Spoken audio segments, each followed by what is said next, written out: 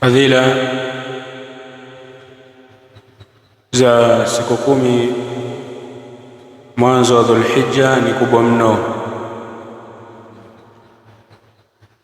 na matendo yaliyokuwa mema katika 10 la mwanzo wa mwezi Dhulhijja huongezwa malipo yake, yale ambayo hayaongozi katika siku nyingine. Kwa juu ya Muislamu atumie fursa na akithirishe ndani ya siku hizi toaa, na toaa iliyokuwa kubwa katika siku hizi 10 ni dhikri, kumtaja Allah subhanahu wa ta'ala. Wa a'dhamu dhikri qira'atul Qur'an, na dhikri kubwa ni kuisoma Qur'an, والتكبير والتهليل والتحميد. katika Musnad Imam Ahmad,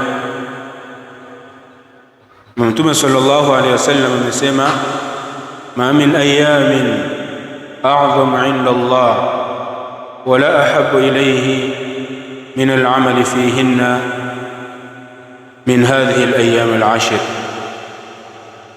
Sema hakuna masiku ambayo ni makubwa mno, ni matukufu mno mbele ya Allah subhanahu wa ta'ala, na hakuna matendo ambayo yanapendwa zaidi Allah subhanahu wa ta'ala ndani ya masiku hayo yaliyokuwa ni matukufu mbele ya Allah kuliko masiku haya 10 ya mwanzo wa Dhulhijja.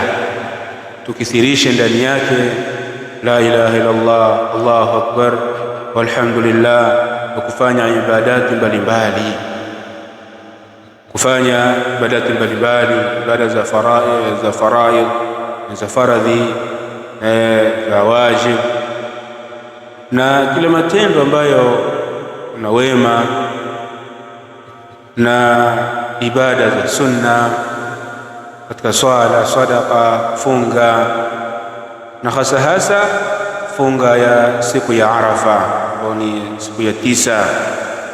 Yote ambayo yatakayofanyika katika hizo ibadat katika hizo siku 10 ni bora kuliko faradhi ambayo inayofanyika katika siku nyingine. Yani faradhi ambayo itakayofanyika inakuwa ni bora kuliko faradhi inayofanyika katika siku nyinginezo zisizokuwa hizi 10. Kwa ndugu zangu katika imani, tupambane, na ndiyo maana ya kusoma mapema, kwa sababu bado tuna siku 2 au siku 3 kuingia katika siku hizo zilizokuwa bora, siku bora za dunia. Kwa hiyo ndugu zangu, tupambane, na kupambana kuliko kuzuri ni wakati wa mchana, tofauti na ile Ramadhani 10 la mwisho.